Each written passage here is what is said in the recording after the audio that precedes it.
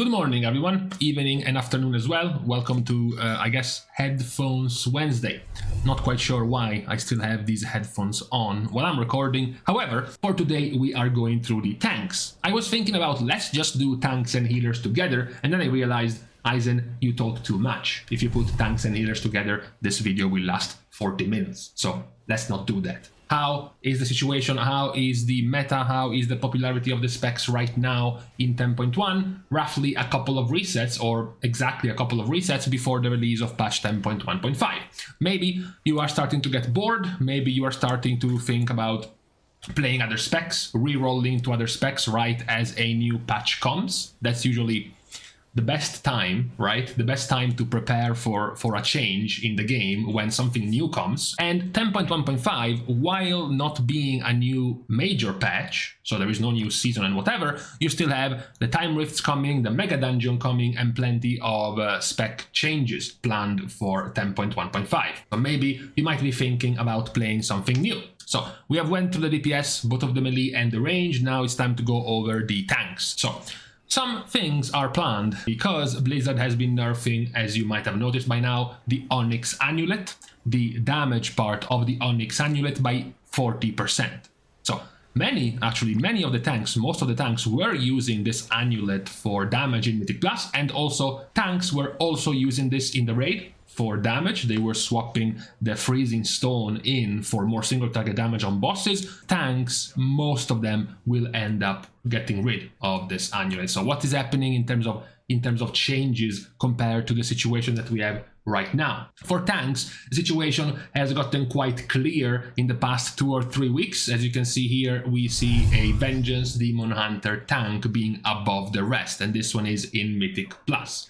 Now, it's not nearly as relevant to see the tanks in the raid, because very often the tanks in the raid will just default to what is the most popular tank in Mythic Plus. In this case, it's Vengeance. So it's not that Vengeance happened to be the best tank in the raid at the same time as they became the best tank in Mythic Plus. It's just that they grew to be the best tank in Mythic Plus, and as a result, all of those tanks from Mythic Plus are also now getting in the raid. You know, if you look at the popularity of the tanks in the raid, you can still see that Vengeance is, all in all, far below the other popular tanks. That's because Protection and Blood have had months to stay relevant and popular in the raid, so even if in these last couple of weeks Vengeance gets more popular in Mythic Plus, it's still quite a long road before they get to be the more popular tank in the raid.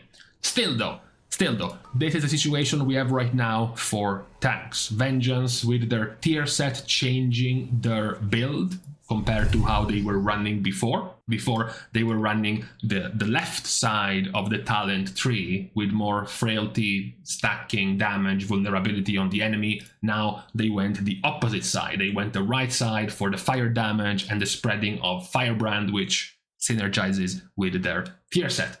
That's the major change for Vengeance, which have eventually brought them to be a very competitive tank. Now, what is changing in 10.1.5 for tanks? In case we can see something improving for some of these specs. The first in line that does indeed change is Guardian Druid. Guardian Druid gets pretty much the most amount of changes as far as tanks go. There is a few changes to the general tree of Druid, but the more important ones are going to be to the actual talent tree, the specific talent tree of Guardian. The majority of these changes are all positive, in particular about more damage compared to what they have now, which is a big pain point for Guardian Druid. So if you look at the current Guardian Druid build that they have right now, one of their strongest features is being able to go towards this right side of the tree and get talents like Galactic Guardian and talents like Thorns of Iron before they reach Rage of the Sleeper. But in 10.1.5, talents like Thorns of Iron are now much lower down.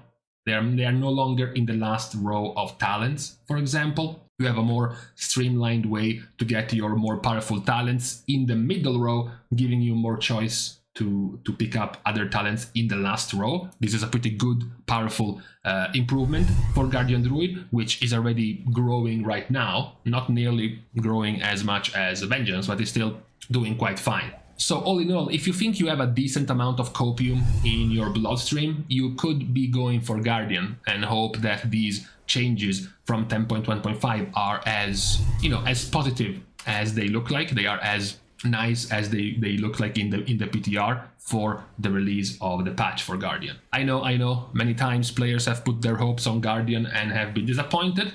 This time looks like it's one of the more promising situations for Guardian as a tank.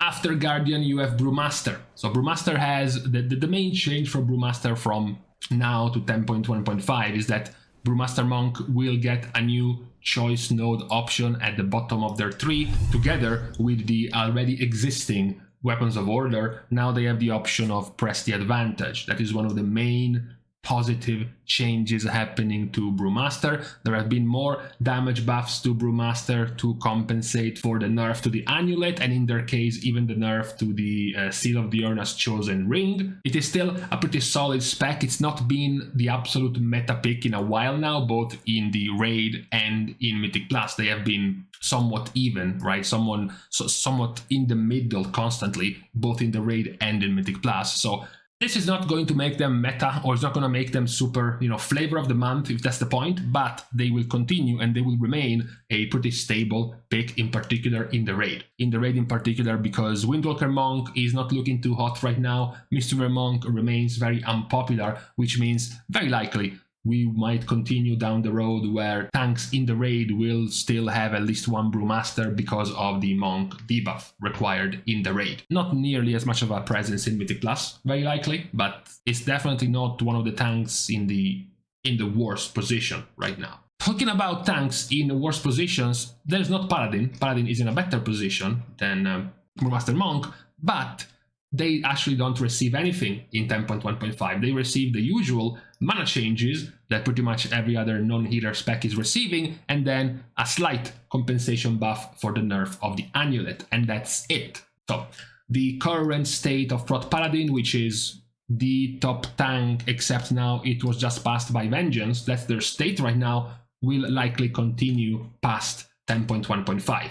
So, of course, you can see things on the glass half empty angle and say that with more and more Vengeance Demon Hunters, of course, in Mythic Plus, you will lose more and more value as a Prot Paladin. You will also lose it in the raid, so you will not be nearly as good anymore. It is still, even with Vengeance rising severely in the very, very high level of keys, as you see here, Protection Paladin is still wildly popular. Even in the lower keys, it is still wildly popular. Even across all tank levels, it is still wildly popular. So even with this niche growth of Vengeance Demon Hunter and even Guardian Druids, as you see here, Protection Paladin will still remain a very popular tank. So I wouldn't be too worried if you were playing a Prot Paladin right now, or if you were thinking about jumping on the Flavor of the Month bandwagon for Prot Paladin a few months later than expected. Prot Paladin will still be doing fine in the next patch. Now, we left the two more problematic ones for last, because Prot Warrior is receiving the compensation of 6% more damage done with the Amulet nerf, and then you have also Blood Death Knight, which is receiving an 8% damage compensation. This is right after the hotfix, which also buffed the damage of Blood Decay by 6.5%, so even more damage to Blood. Now, the current situation for both specs is that they are not doing too well. They're not doing too well in Mythic Plus. Blood Decay is doing substantially better in the raid in terms of popularity, at the very least. If you go back to the raid, Blood Decay is second, right behind Paladin. So at the very least in the raid, they have some usage, they have some popularity. In Mythic Plus, as you see here, I often praise tanks for being quite even and quite balanced in terms of popularity. Once you start going into the higher level of keys, same thing. It's not that Blood Decay is doing too badly. Prot Warrior, though, on the other hand, is the one doing significantly worse. So while these two tanks are not really touched too much, obviously it's not as big of a problem for Blood. Yes, it can be disappointing, maybe you were expecting something more as a Blood DK, but as a tank yourself, you have good utility, you have extremely good self-sufficient, self-healing, and what sort of kept you behind a little bit compared to other tanks since forever was your damage, was the AoE damage you could pull off. So, if Blizzard keeps buffing you by 6% and then 8% and then a little bit more and a little bit more, that is, from my point, basically all you need. Just slowly get to do more damage and similar damage to the top tanks, and you will be also just as good of a tank. So for Blood DK, this minor change is not that big of a problem. What is of course more disappointing is the little amount of changes, if anything, to Prot Warrior. Because Prot Warrior was not doing fine, Prot Warrior was not popular in Mythic Plus, they are the least popular tank in Mythic Plus, and they are also the least popular tank together with Guardian Druid in the raid. So that's a moment where you might have wanted to see some more drastic changes to Protection Warrior, which are not happening. So if the changes to Prot Warrior are not happening, then it's pretty much the least recommended spec in 10.1.5 when it comes to tanks at the moment. They had the worst issues, and now they also have the least amount of changes. So by default, it comes by itself that there's not much to look forward to when talking about Prot Warrior. So when talking about tanks for 10.1.5, Warrior gets left in the dust because there is not enough changes. Blood DK doesn't have enough changes, but the spec itself was good already, and the few changes they got them for their worst issue, their worst problem, which is damage. Even single target damage, doesn't even matter if it's AoE in Mythic Plus. Look at this, even the single target damage in the raid is tragic for a Blood DK. So more damage buffs are still quite good for Blood. Then you have the changes to Prot Paladin, which are somewhat lacking, but Prot Paladin, similar to Blood DK, was already doing well, was already doing just fine. So it's still quite normal, still quite fine for you to be interested in a Prot Paladin in the near future. In the same level, but not nearly as good as a Protection Paladin, is Brewmaster. Brewmaster is already doing fine, but is not nearly as meta as a Protection Paladin. It has perhaps a little bit of an inverse situation where they are still very wanted in the raid.